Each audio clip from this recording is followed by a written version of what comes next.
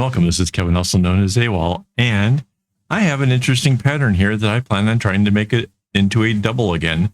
This is pattern 17054 on friendshipbracelets.net. And I've already picked out some colors. All right.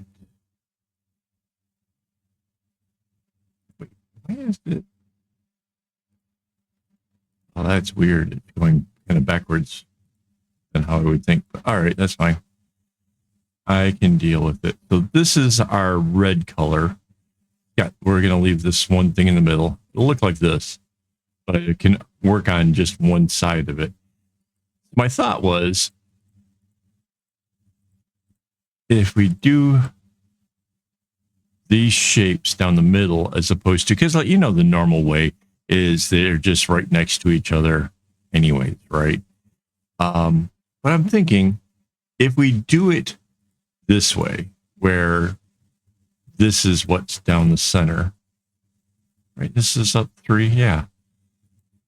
We're going to end up with something a little bit cooler, a little bit more interesting to look at. So I'm going to go ahead and like just put these in like this, just because it's a little bit easier for me to tell and not make a mistake with like this center thing here.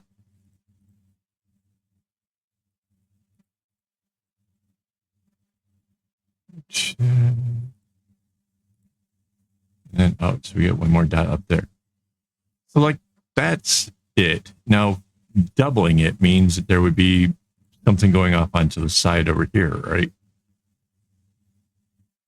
Let's switch to the other color. Let's see what it does. So I'm imagining that this relief area is doing the same exact thing as what is down the middle. The one thing it doesn't do on the original is it doesn't have a red out here, because it's just a couple of the light strands and a couple of or just, yeah, the 2 dark ones and the rest are all light. But I'm thinking, if we're clever about this, right, these ones all had the lighter color on the inside, maybe we can put the darker one inside of there, right? So now it's sort of almost a yin-yang effect, right? I mean, not completely, because it's not circles, it's not whatever, but the balance would certainly be there. So that's what I'm going to try for. And then we'll find out whether or not that's feasible. Because as you know, not every pattern can get made to any old way. It just can't. That goes up there. We got a dark here and a dark there. All right, so let's start with the ones that we know, right? So this is this one, and it basically is going to just kind of run along and do the dark right here. Kind of basically how they would have had it originally set up. Nothing too difficult. A lot of zigzags, but it's kind of stays consistent throughout the whole thing. So there's, you know, once you kind of learn it, it'll be easy.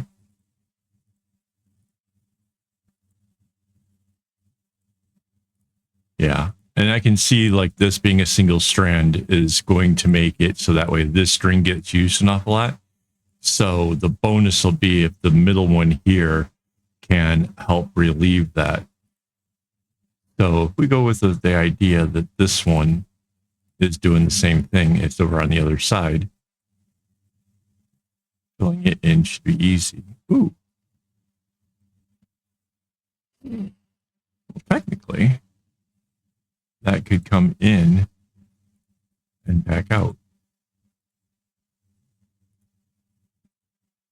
So if push came to shove, we could solve this whole pattern on 2 darks and the rest are all light colors. which, you know, not bad. So you'd have 2 darks and 4 lights, but I don't think we need to go that far. Let's say this light came down from here and this one was here.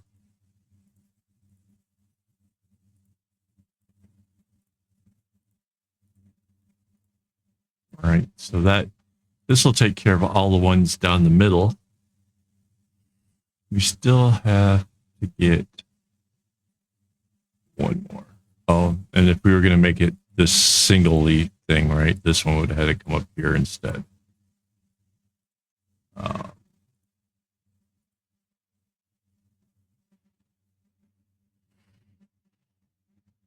Yeah, we'll figure this out in a second. Let's get these in.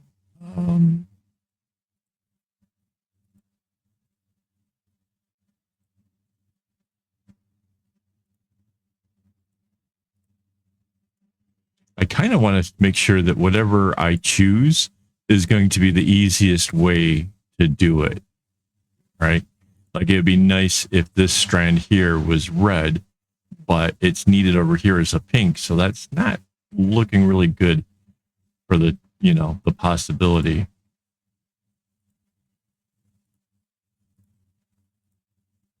I don't want to make it into one of those bracelets where everything is just following a single road down.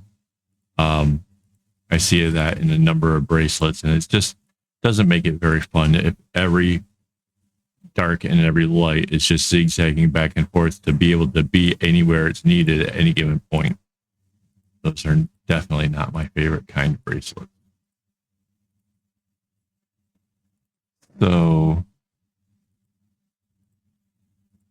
I'm guessing, though, this is going to balance out with equal numbers of darks and equal numbers of light.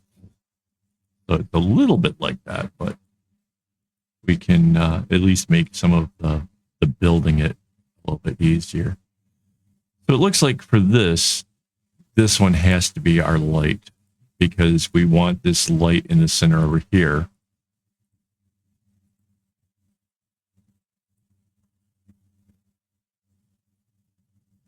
So yeah, that and it is what it is. So that makes our red in the center is sort of off on its own. It does not exchange with the other one on the other side. I wonder. Yeah, I can't change it around. I was going to say maybe I could kind of flip it, but it's this pink here that has to be here that keeps this center one from being able to reach out to the other side. That's a bit of a bummer. And then just to balance things out, 3 for 3, just works perfect for me. It means that basically, because I cut my strings in thirds, I can get 2 skeins of each color and make this happen.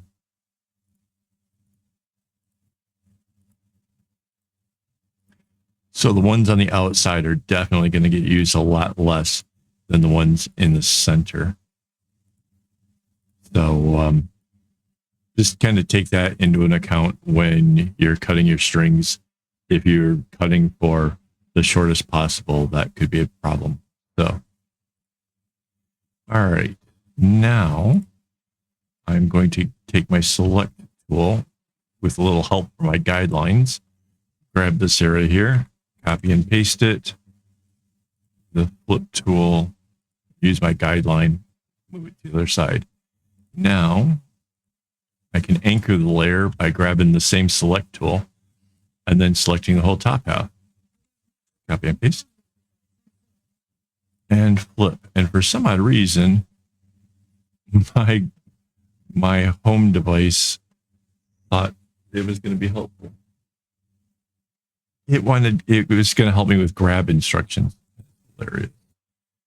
So this is our pattern. If I zoom out too much, it's hard to tell because of our colors. But yeah, there's a sort of balance with it that's really kind of cool. I guess it's more prevalent. You can see it better when it's zoomed in. But yeah, that's really neat. That's gonna be a lot of fun to make. Kinda. It's gonna be a little tricky. There's parts of it that I'm gonna have to like really pay attention to make sure I get them the right way. But other than that, I really like it. So yeah, thanks for hanging out with me. I'll be back tomorrow with this bracelet, and we'll see how that goes.